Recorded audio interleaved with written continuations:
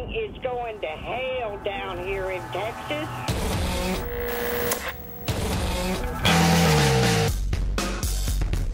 What's up, everybody? Big Bad Bob with ya.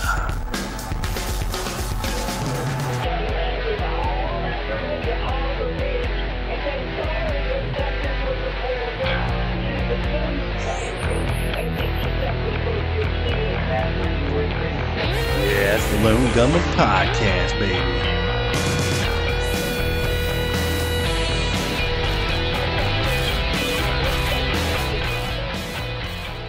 What is up, everybody? This is your boy Rob Clark along with you for part 2, remote viewing the Kennedy assassination. And if you haven't yet, get your ass back and listen to part 1 first. Do it in order, people. It really bothers my OCD if you're going to be listening to part 2 before you listen to part 1. Go listen to part 1 first and then come back. I promise you will still be here when you get back for part 2.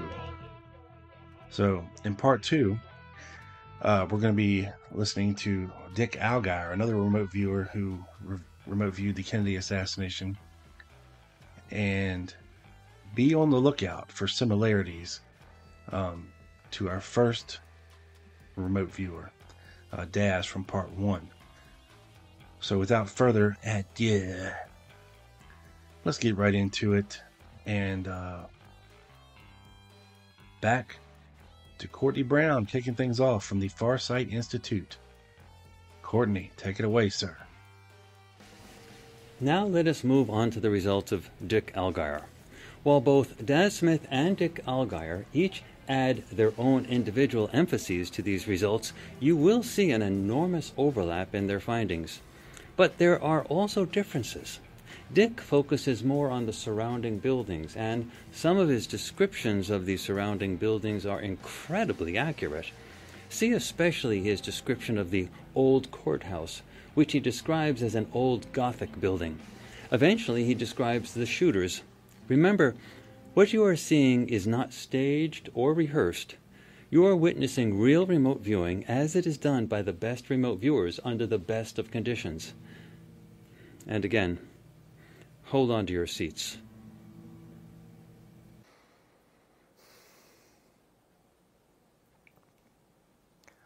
I did some work on this target, paper and pen, and then I went from there into a theta ERV style session. I did a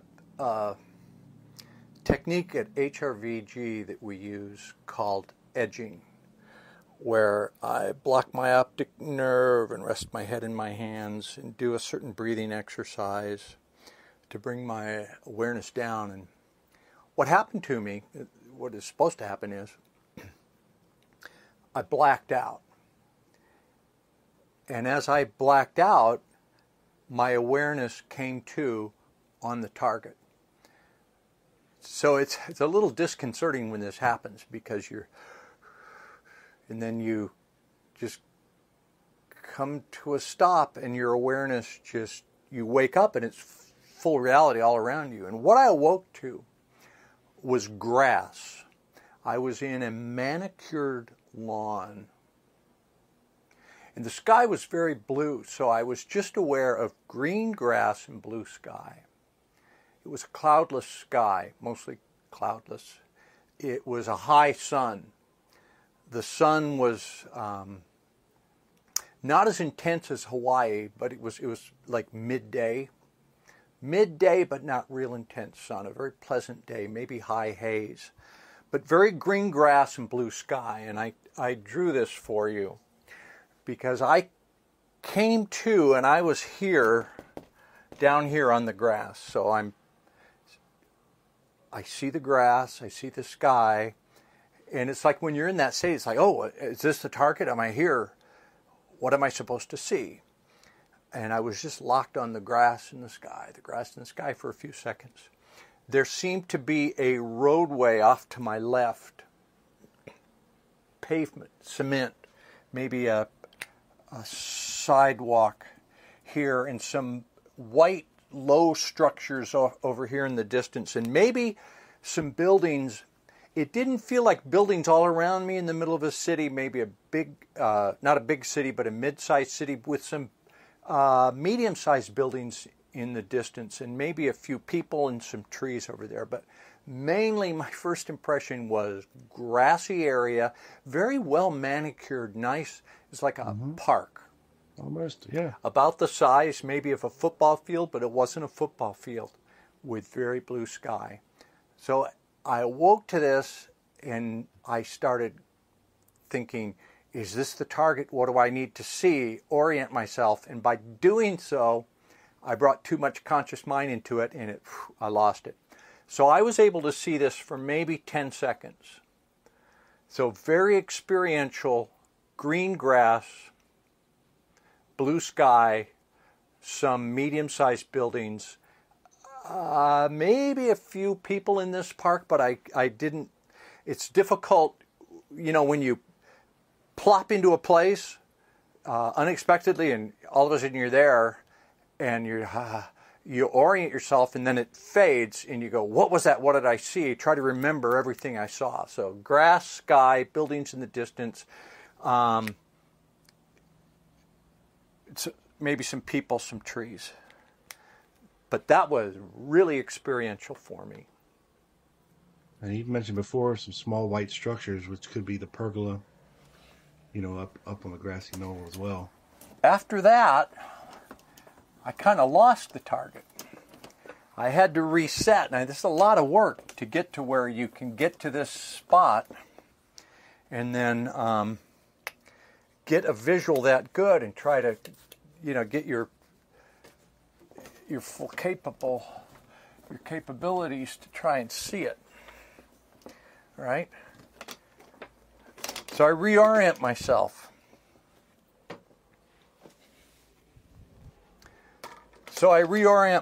And I'm working again.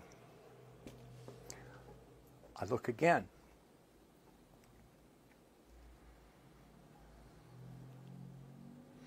And this time it's a building, a big, imposing, impressive-looking building, and I'll draw it for you.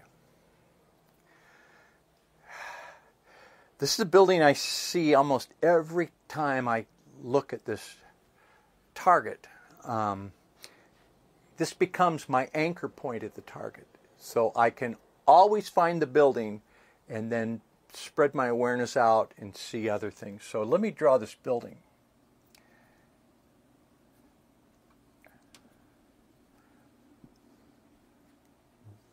Now, for those of you who can't see this, castle in a certain way. Not a castle. And by the way, I see these spires, towers. What do you call these? Gabled. He's very accurately describing the old Dallas County Courthouse there in Daly Plaza. This thing is like red rock. A brownish red. Very accurately. Brownish red. And it looks like it'd be at, not Disneyland, but the term I use, I keep referring to this as the Gothic building. Because I can't spell when I'm remote viewing. The Gothic building, okay? This is the Gothic place. Big, imposing. It looks like it belongs, like European in the 1800s, the mid or early 19th century. So my sense of this is the 1800s. It was built in 1898, folks. Just because that's what it looks like. It looks like a big old building, turrets. Is that what I want to say? Turrets, spires. This guy is dead on. A couple of these, a bunch of these. And the reason he's drawn to this building will become evident towards the end, so stay tuned for that. Solid, fortress-like. And my sense of this is European, but we'll get back to that. But this is, aside from the park that I was in, this is the most significant visual thing that I see on target. This is my foothold. So we'll go back to this.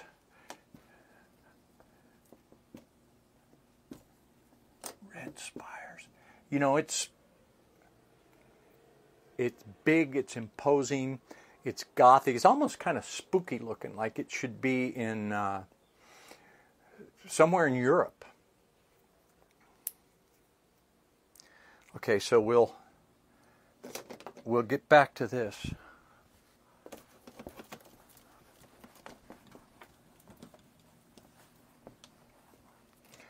Now I look again, and like I said,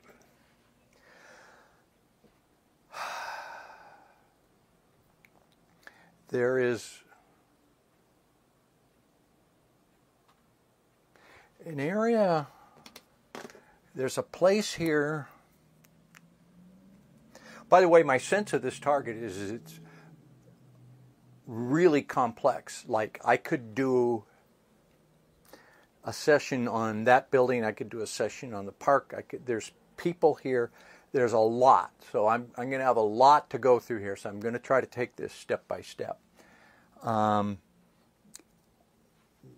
area that I found myself was kind of like a little monument place. Monuments all over Dealey Plaza. And this folks. is like, I see people here walking around this place. Yeah. And you know, I got a water gestalt, so there may be... There are fountains in Dealey I Plaza, got folks. gurgling, frothing water. So there may be a water gestalt here that's... Once again, this guy's dead on, folks. could be ornamental, like a pool, a pond, or even a reflecting pond, or just something to enhance this place. But these are pretty big. These are bigger than people, and it's like a repeating motif of rectangular shapes. And I keep getting the word monument. Okay? And then there's... At one point I sense...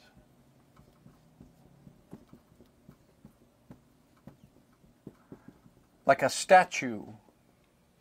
Like a... There is one.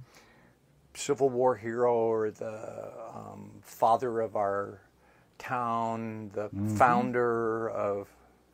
How good is this guy, folks? Somebody important and famous, and they got a statue of him. So this is the monument place. People are brought here in buses. So the buses would make me feel like it's not the 1800s, like the Gothic building. So I'm being pulled in two directions, because people get out of tour vans and they come walk around this place to admire this, and they take pictures. So this is the monument place. Okay.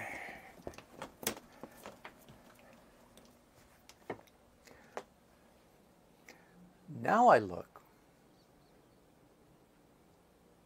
The plaza is named for George Bannerman Dealey, a civic leader and early publisher of the Dallas Morning News. Monuments outlining the plaza honor previous prominent Dallas residents and predate JFK's visit by many years. Is this big reddish,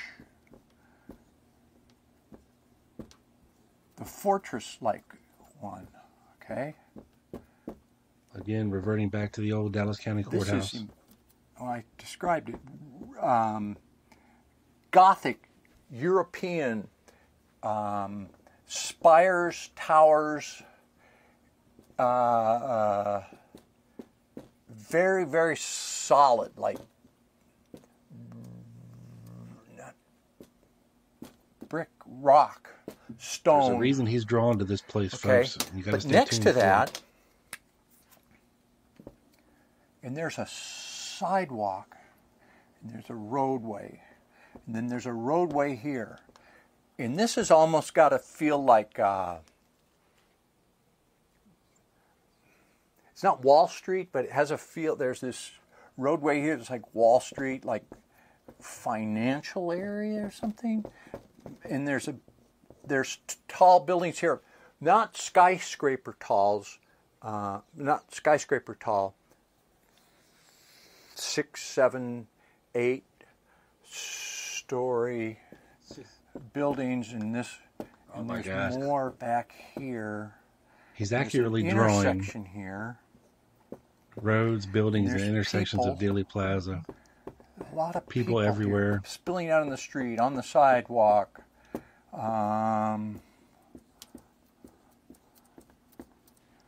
And sounds of people murmuring, engine sounds, engine fuel smells. So there's vehicles here.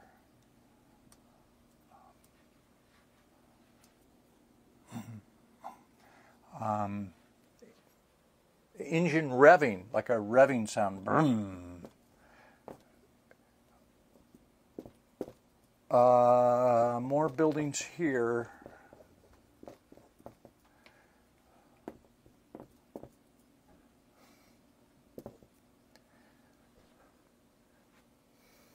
So I see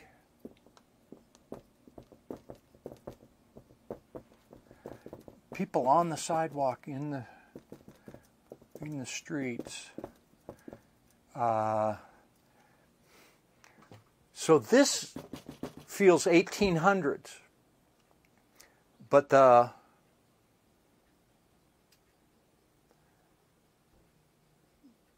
there's cars. These buildings feel mid-20th century.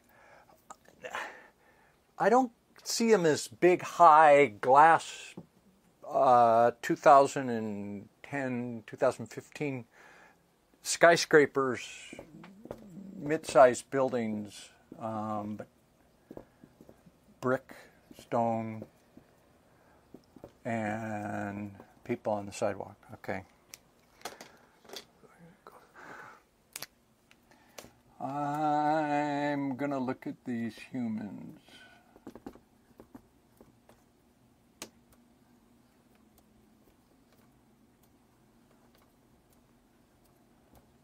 Probing icon.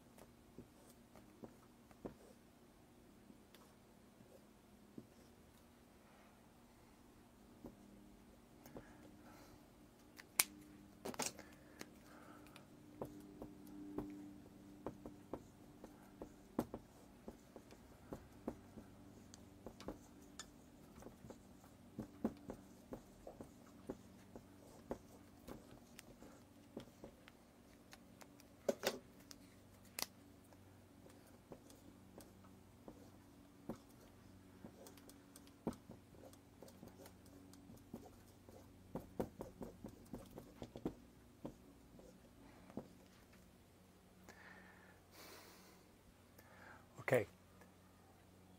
This is a downtown intersection. It's near the red Gothic building. So the Gothic building is my anchor point. So I can... There's people in front of that.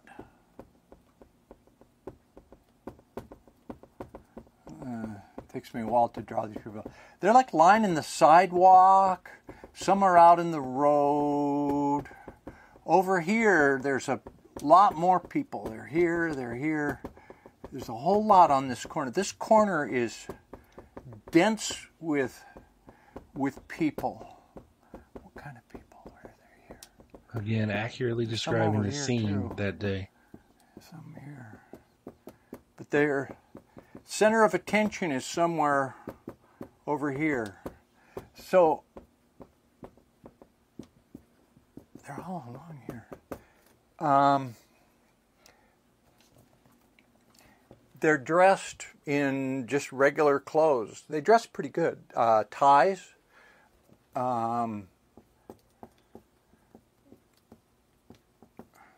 women in dresses, not real formal dressed up, but work clothes.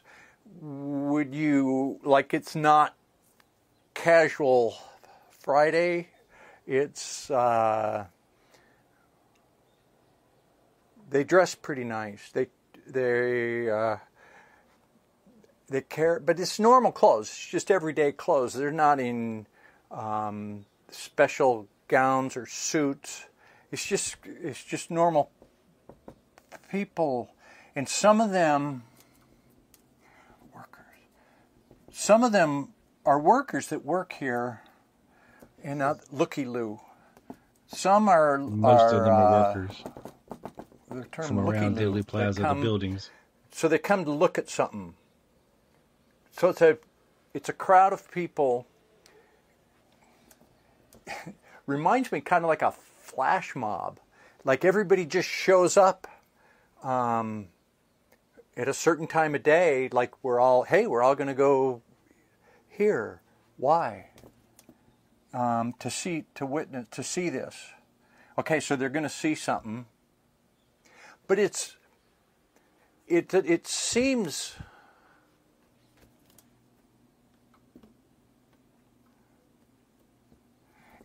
informal, like it's like a flash mob, like people didn't pay tickets to come here, or people didn't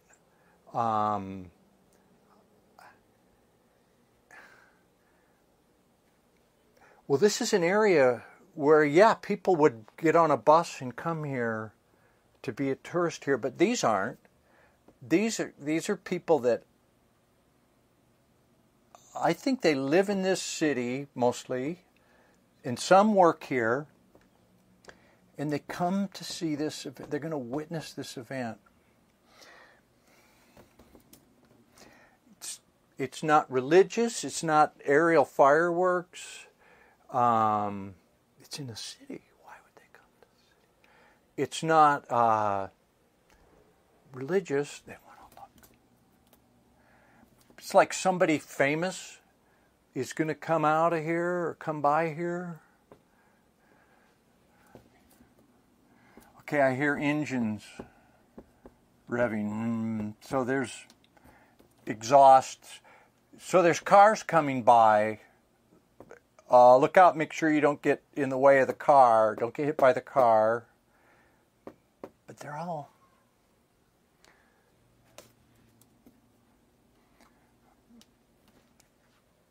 various smells, like horses or hay. I had gotten, like, there's a faint smell on the wind of, what am I doing here? Like drifting over cattle, horses, hay. Carbon, coal, petroleum fumes, petrol, oil, the people. This pen's no good.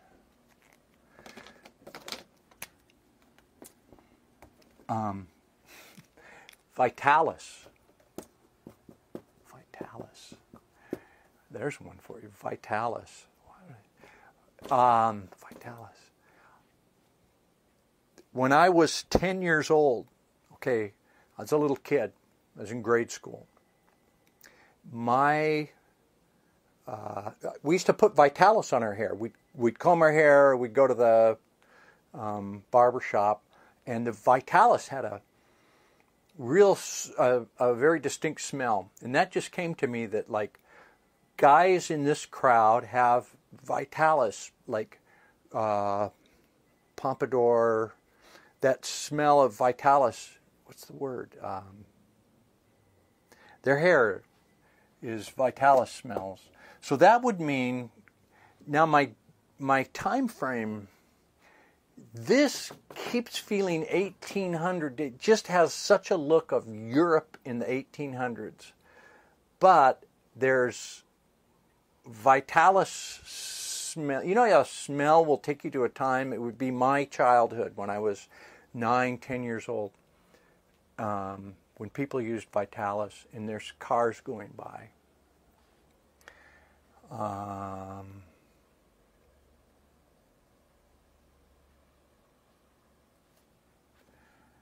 are they? They're talking. They're murmuring. Just like low, subdued voices. I hear the car engine revs. Pop, pop, pop. I hear pop, pop, pop. Pop, pop, pop, pop, pop.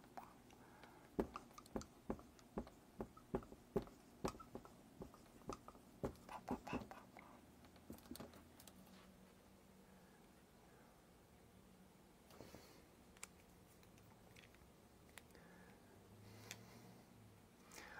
I'm going to key off that sound. He's hearing motorcycles rev, pop, pop, pop, shots.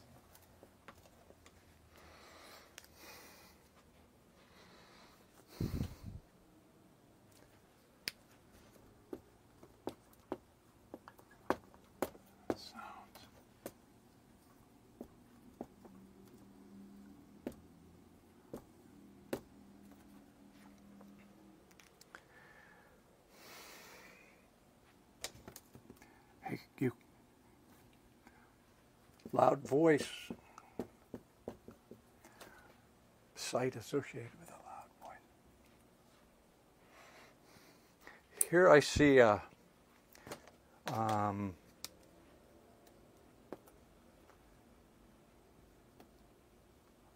I draw that? You know, a policeman's hat. And a little badge there. It's blue. And then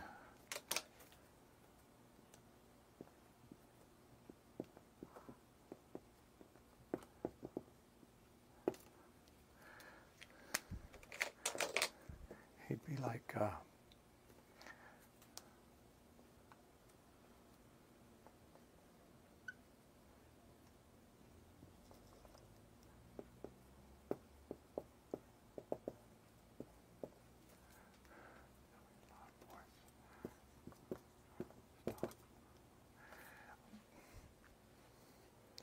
I get a loud voice, I get a policeman drawing his gun and showing his badge.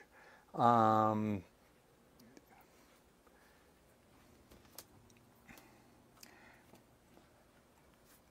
I get fear from him, but trying to take control, but he's very unsure. He's not in control, but he feels like he's supposed to look like he's in control, but he's not. Let me hear the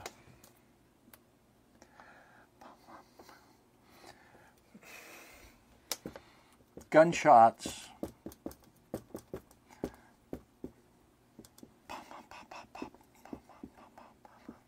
A lot. Bang, bang. Group, bang, bang, bang, bang, bang, bang. Bang, Bang, bang, bang. Pop, pop, pop. He's saying 6 or 7 shots, folks. Now there's screams. How accurate is this of the shooting itself? My God. The people.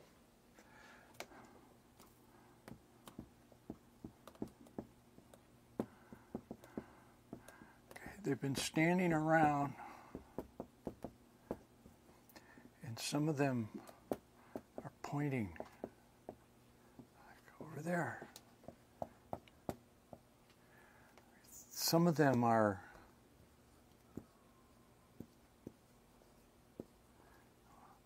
on the ground. Some are sprawling.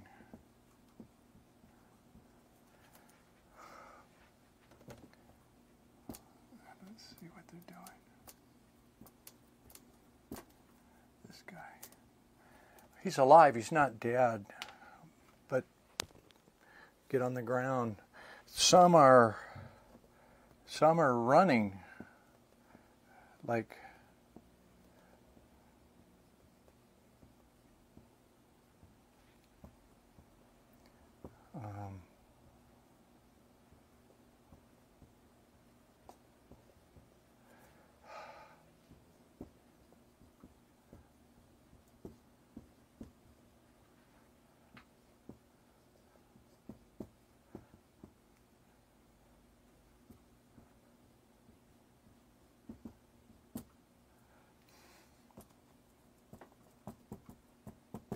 like a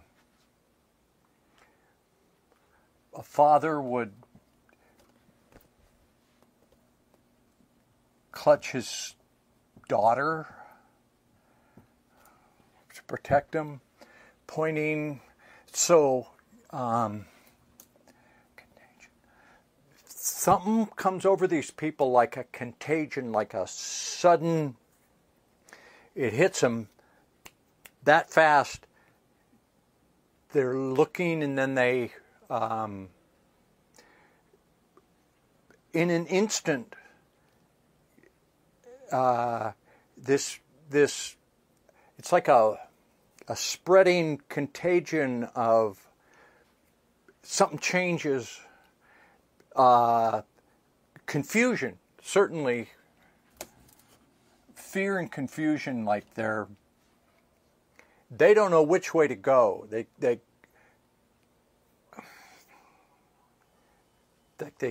Their attention's scattered, their emotions are scattered. Everything is just like scattered, like you spooked the herd. And this was shouting and gunfire. So noise of that. Pop, pop, pop, pop.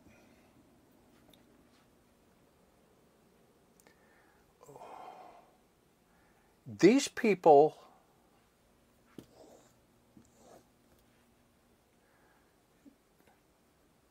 they don't seem like they're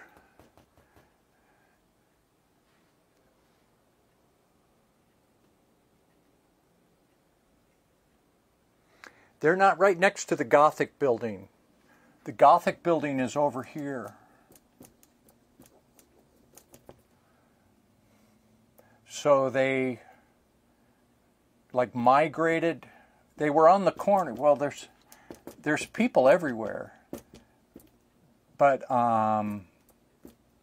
these are the ones that are most like the spooked herd. They're in the open. I wonder.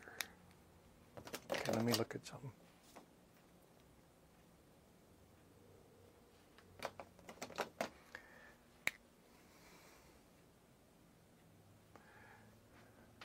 There's vertical things here.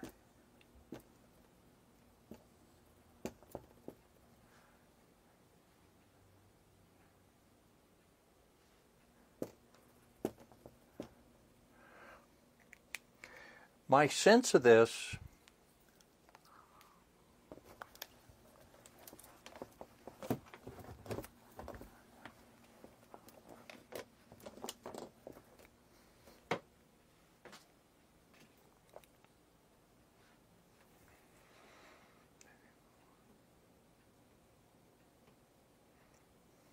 is this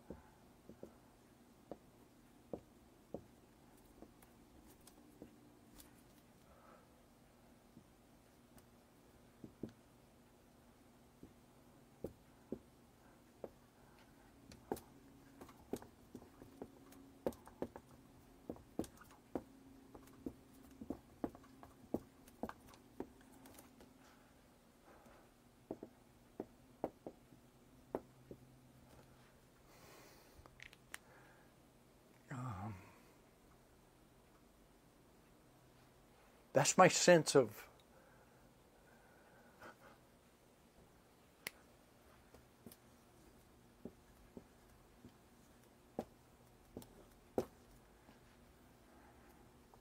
it's a woman. She gasping.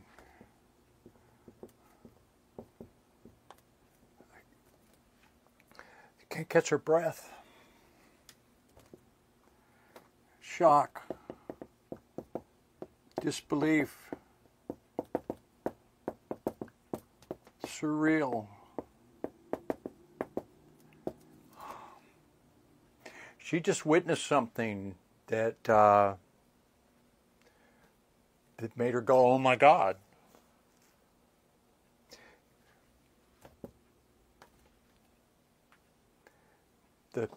She saw somebody get shot.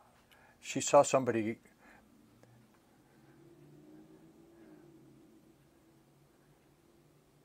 It's the gunfire.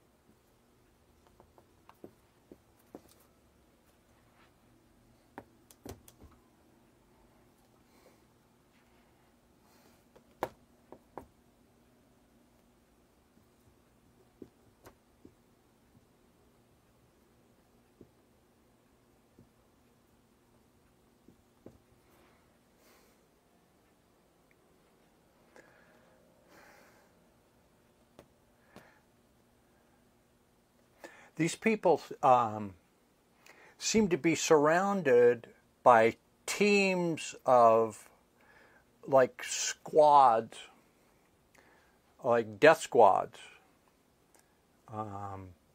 They're trapped in an area.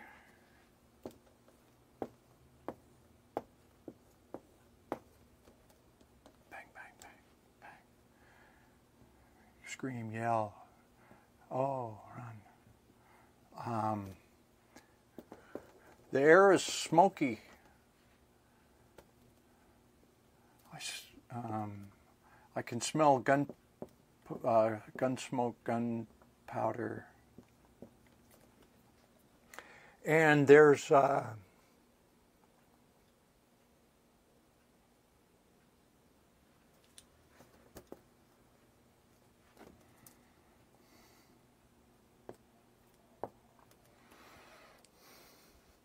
fake IDs. There's guys with fake IDs showing like badges, like, hey. Pay attention, folks. We just talked about this on Quick Hits and the Lone Gunman. People impersonating Secret Service agents on the grassy knoll. These guys aren't. And behind the depository.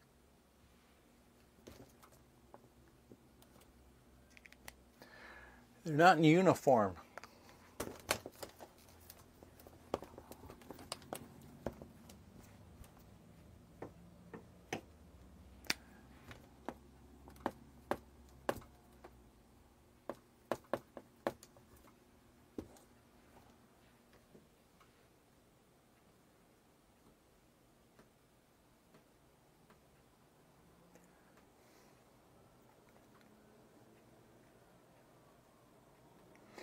These guys are in street clothes, like a jacket.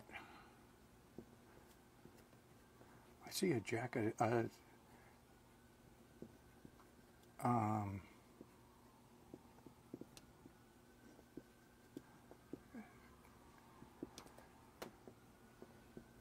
Clean cut.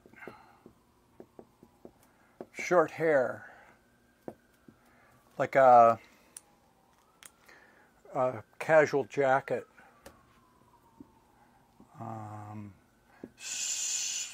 Slacks or jeans, khaki. They're not in military garb. They're not in, but there are police guys off to the side that are in uniform.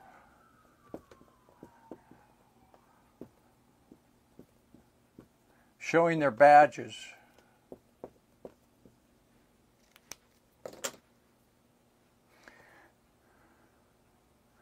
This guy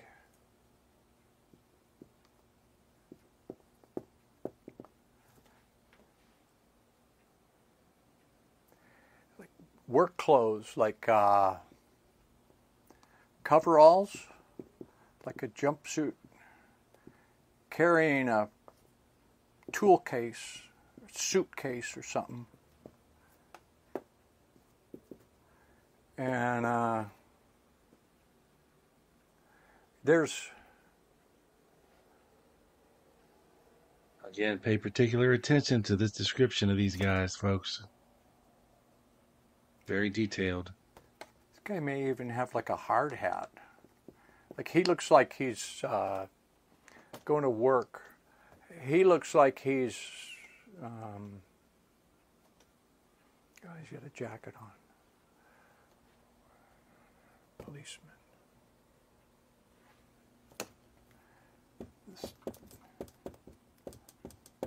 These are the stockyard guys. Stockyard, rail yard. Grassy knoll shooters. 2 guys, 3 guys, one watching their backs. One shooting, and the other dressed like a worker with a toolbox.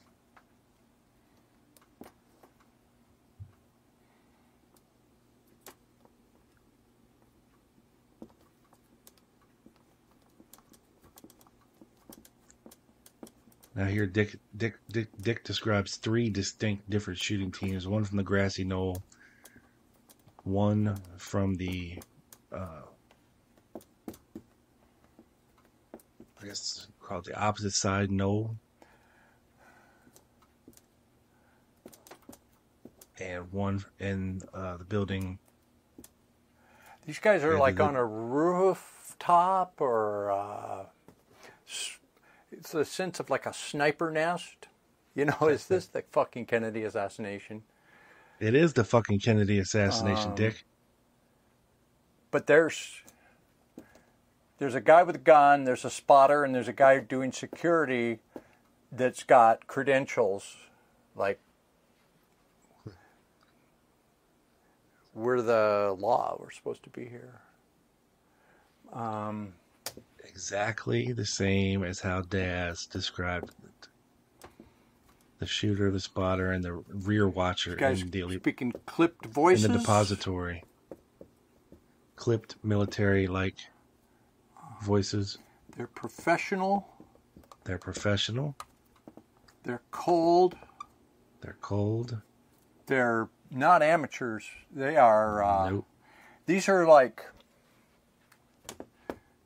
Say the word, like Dick. CIA trained guys. CIA trained guys. That's the word I want. Mercenary. Mercenaries. Doug, They're, you listening?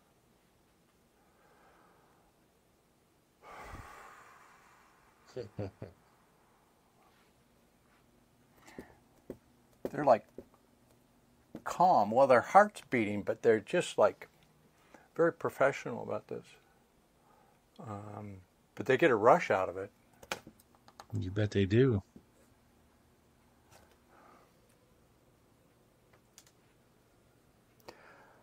Talk about these humans, these teams.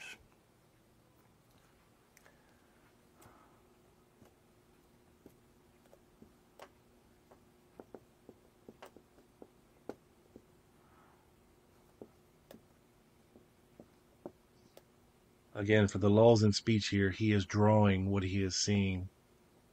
So again, head over to farsight.org to watch these videos if you would like to actually see what these guys are Let's drawing start this over. and writing about. So I'm holding a rifle and then going like this. So I'll draw him like that, like a profile. Like a profile, like holding a rifle, like sighting down a rifle, a shooter.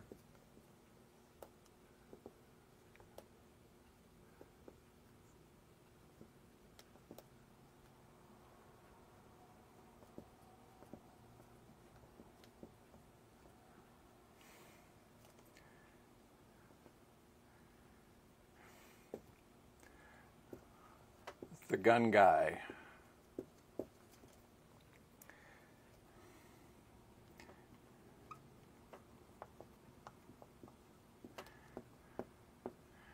This is the workman.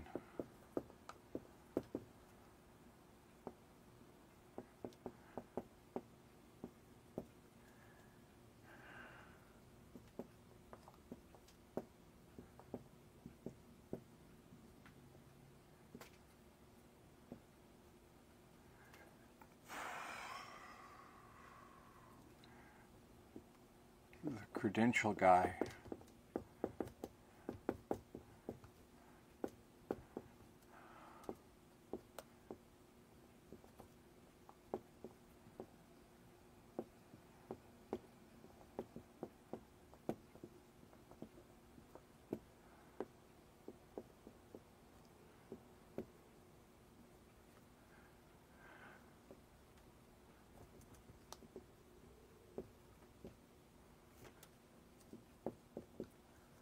He's holding something up.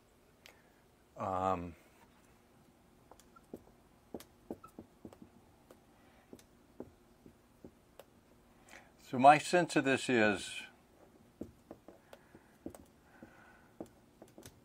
he's off.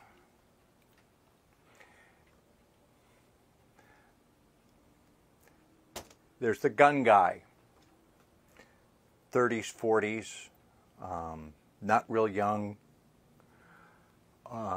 Very capable, cold, calculating,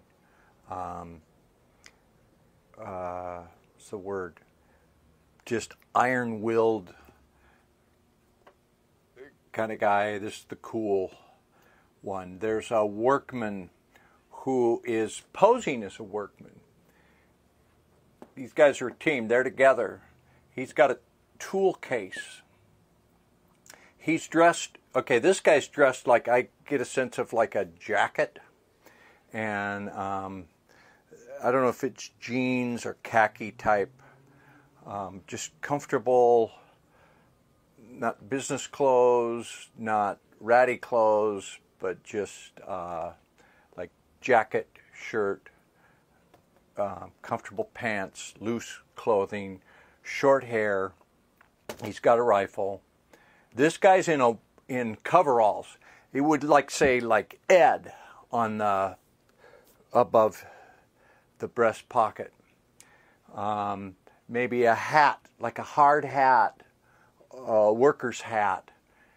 So he's like on his lunch break kind of guy, just heading to the job. All right, but these guys are together. Then there's someone that's with them that's apart from them who's in a suit. A very nice suit. Very clean-cut guy. And he's got some kind of credentials that he can hold up if anybody approaches, like Again, police, we're back to the knoll. detective, Secret Service. Just one of those billfold things with a badge or a credential, a insignia or something, just like, hey, this is a secure area, it's okay. And then it's off a part driver, so at least 4 people. So this guy shoots. He takes the shot. and immediately disassembles the rifle. And this guy's got a tool chest that's actually, you know, you open this up and it's going to have wrenches and pipes and, I don't know, not hammers, but, you know, screwdrivers, electronic equipment, stuff that a workman would have in his, if his tool chest was, you know, full of stuff. Pipes, wrenches, screwdrivers, something that you'd plug into something to get the amperage or some electronic thing. But so there's a lot of stuff in there. So when they disassemble this, they can put it in. They just put the butt under this. He puts it. And he's just like walking around. So they split up. This guy is like interference. Like, no, it's okay. I'm official. And the driver drives them away. Now,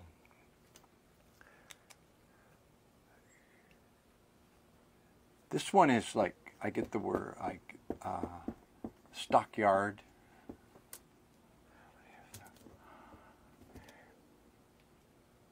I think there's 3, 4, not people, but teams.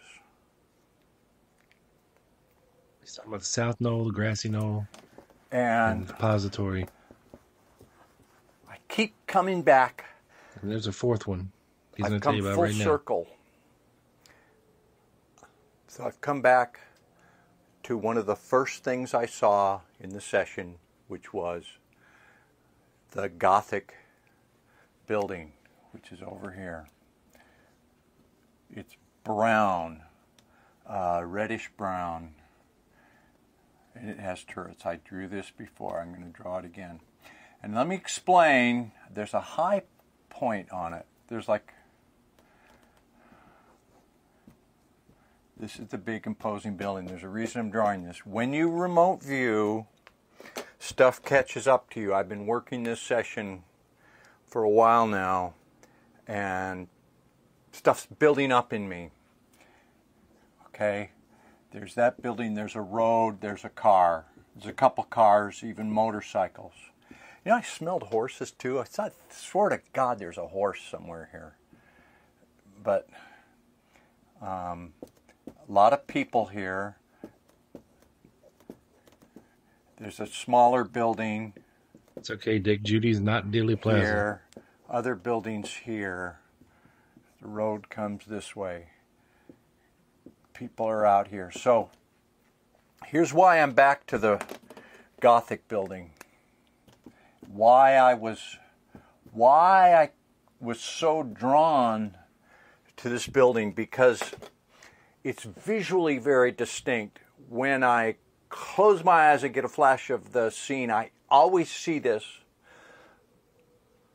but something's pulling me to that, and I'm going to go out on a limb and say this is what I think, is that there is people up here, because it's the highest point in this area. This is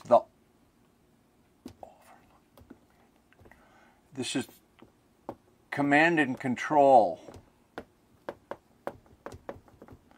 This is the ultimate, there's spotters up here.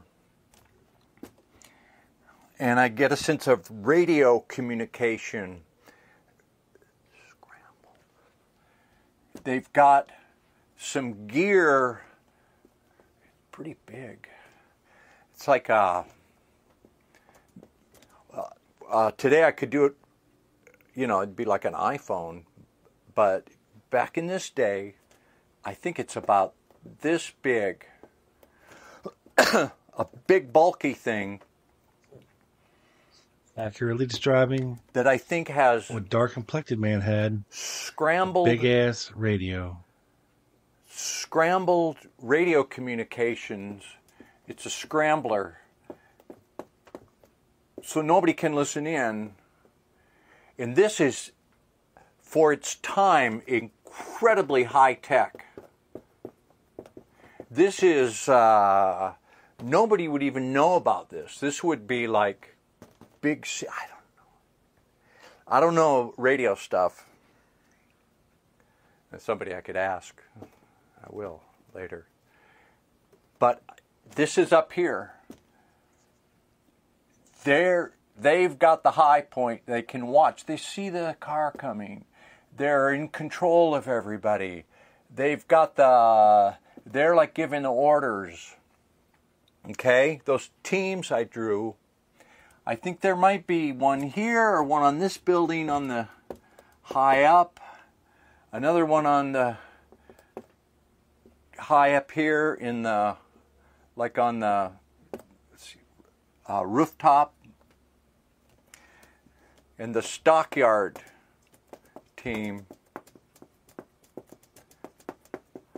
the fence. And I think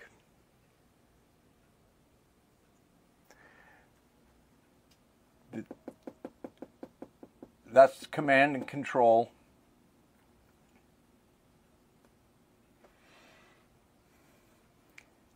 I think there were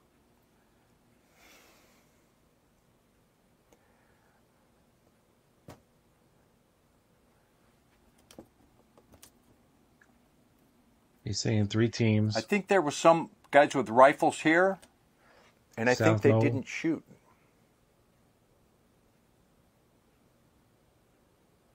I don't think they took a shot, but they were there. It was loaded. I think these guys did, and these guys did. And I think it triangulated in, and I think it was an assassination, and I'd have to say it was the assassination of John F. Kennedy in Dallas. I'm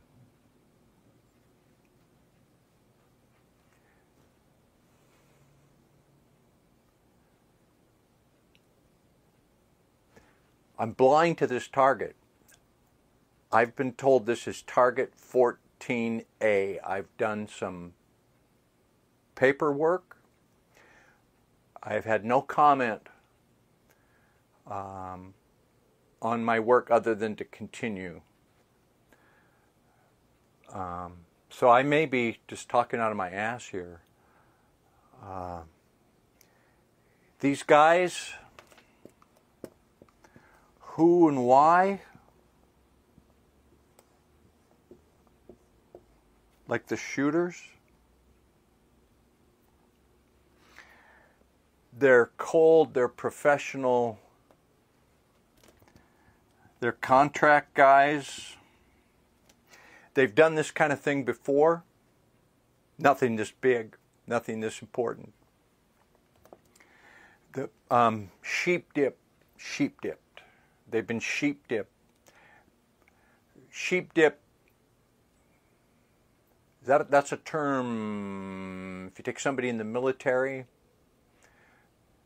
and make them a civilian so they're not tied to the military and have them do something secret.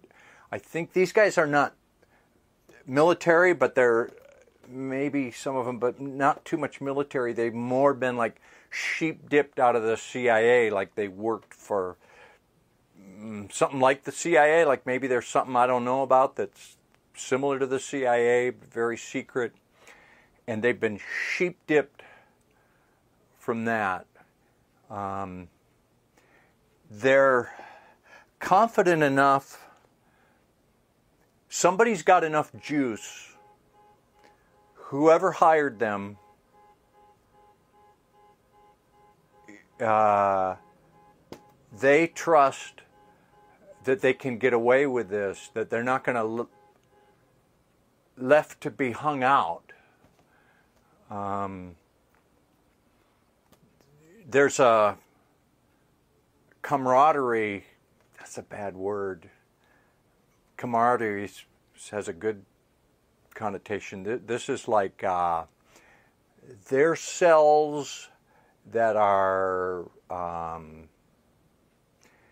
specifically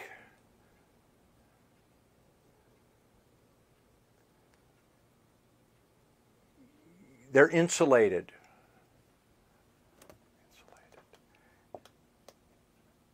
They're just in a world that they run in their own circles. They run in circles that they know that they can get away with this. So there's a trust of higher-ups. Like I said, juice. Somebody's got enough juice that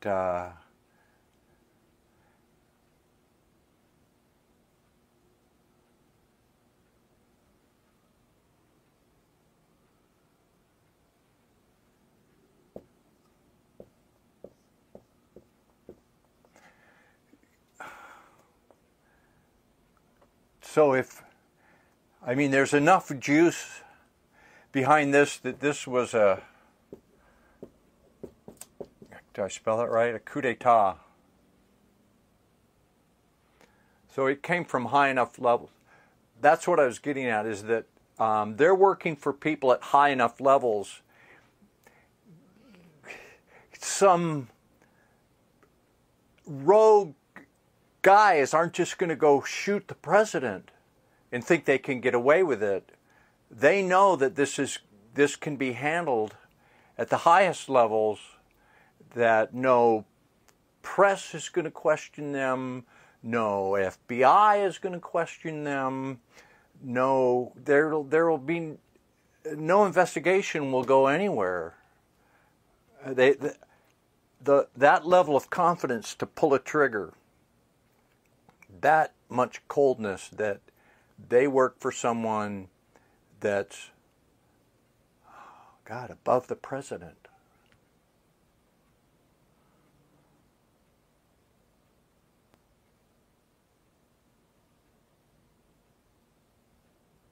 Interesting target. I think that they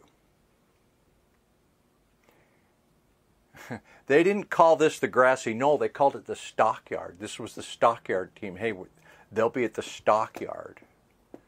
It's high up and there's a fence. I got to look up this building. It's the Gothic building. And I don't know if that's the school book. The school book depository might be here, but at least 3 places over here.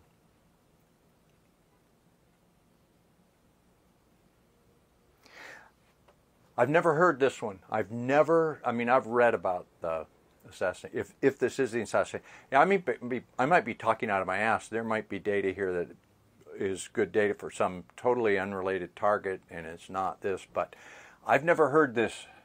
But I think the command and control was up there. That's the highest place, and they had secure radios that were secret then. Were not. I don't know, when did they start scrambling radio signals?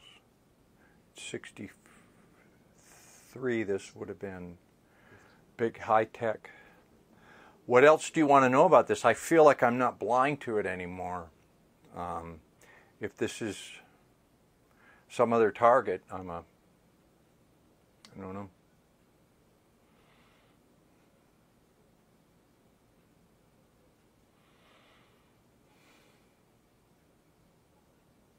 I think I'm done.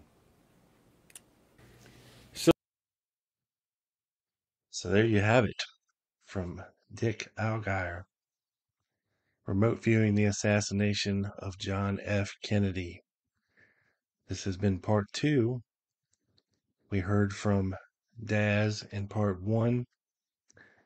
These guys are highly trained remote viewing experts, scientifically tasked blindly to view an event simply titled 14A, to which they both zeroed in on Dealey Plaza. They both zeroed in on the surroundings. While Daz was more focused on the vehicle, Dick was more focused on the buildings and the layout, which he hit dead on. Dealey Plaza structures, fountains, statues, pergola, knoll area. He did say that there was a team on the south knoll, very low, hidden away from sight. One on the grassy knoll, one in the depository. These were all teams of three with a kind of a spotter or a watcher, a shooter, and then somebody to watch their back and play cleanup, and that they were impersonating uh, some figures of authority. Like if somebody came up, no, we got this under control. Secret Service here.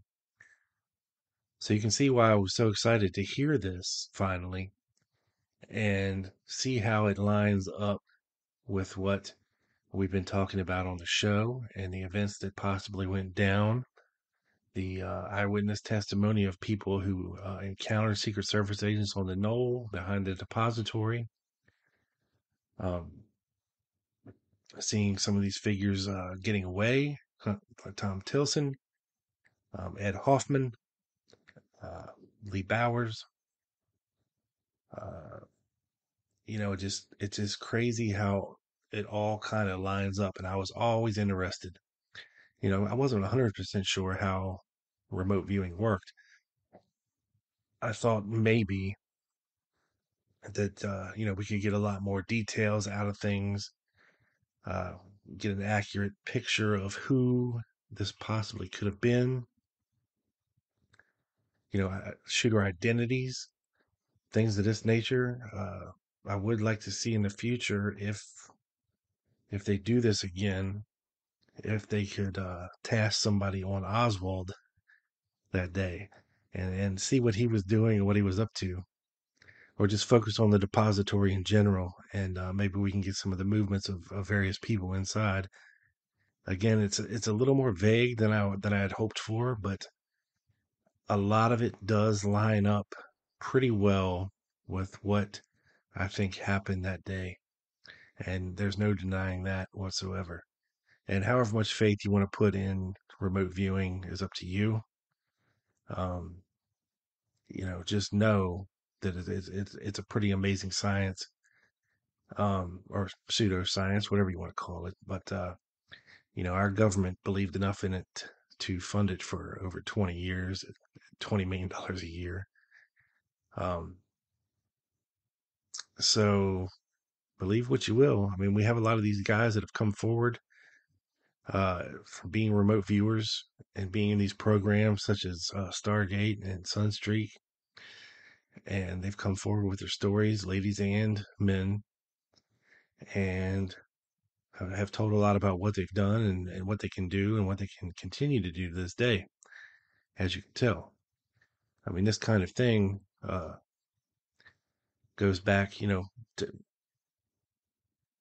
in history. You have soothsayers and prophets and people that have had this vague kind of wild ability to not only remote view, but astral travel, which is a manner of leaving your own body, to travel across time and space. This is more like a viewing across time and space. Of course, we don't know how it works.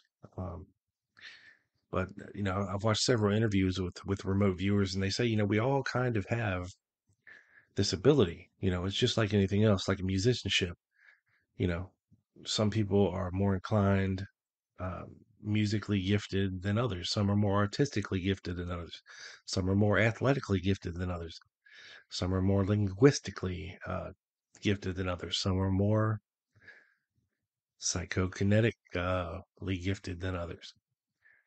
You see the 4-year-old prodigy playing the violin, or just crazy things you could never dream or fathom of, and in some cases, this ability can be fostered, it can be trained, it can be coddled and aimed and sharpened. Um, and like I said, it's something innate in just about all of us. I would also encourage those interested in this kind of thing to check out the Noetic Sciences. and Dr. Dean Radin and what he's doing over there. He basically has a thing that can tell if you have any psychic ability or not, whether how your body reacts prior to witnessing a traumatic event. You know, he shows people a series of pictures on the computer. Some are just mundane and ordinary, and then some are visually striking in some way to cause the viewer some kind of innate trauma. And it can be detected via pupil dilation, whether or not you realize that something is coming that you don't even know about yet. It's that gut feeling that tells you don't walk down that alley, or hey, don't get on that plane today, type of thing. It's that innate ability that mothers seem to have a connection with their offspring when they know they're in danger, or twins. It's something we don't really fully understand yet, but it's fascinating nonetheless. And of course, this doesn't solve anything, people. It is what it is, and you take it with a grain of salt, or you can you can comprehend the fact that these guys were tasked with a target. They both zeroed in on the target. They both gave an amazing amount of detail surrounding the events of Dealey Plaza that day. Of course, they viewed things in different ways, and just a little differently. But of course, they're different people. It's going to happen. But they all kind of line up with how we think that the assassination might have actually went down. There seems to be, only a couple of viable, plausible scenarios for the way things went down that day. And to me, the scenario brought up by them seems most viable. And there is more to come. We're going to do a part 3 next week, where we take a look at the same guys, Daz and Dick. They're going to be retasked for 14B, which is viewing the planners or the organizers of the assassination. And again, it's pretty fantastic. It's pretty amazing. It's pretty eye-opening. So you're not going to want to miss it. Again, that is part 3, the planners, coming next week. Anyway, that's it for this week, folks. I want to thank everyone again for tuning in and hanging out and letting your imagination run wild today as we talk about crazy, crazy shit like remote viewing. But again, it's something I always wanted to be done with the Kennedy assassination, and when I found out that it was, I couldn't pass up this opportunity to share it with you, because you never would have found it on your own. I never did. And the Google arithmetic has prevented it up until recently, and their structures. So I'm happy to be able to share with you. Again, disclaimer, I don't own any of the audio in this. I don't own any of the video. I'm using it as fair use samples only, in order to provide commentary and share with you. And I hope you enjoyed it. That's it for your boy. Peace.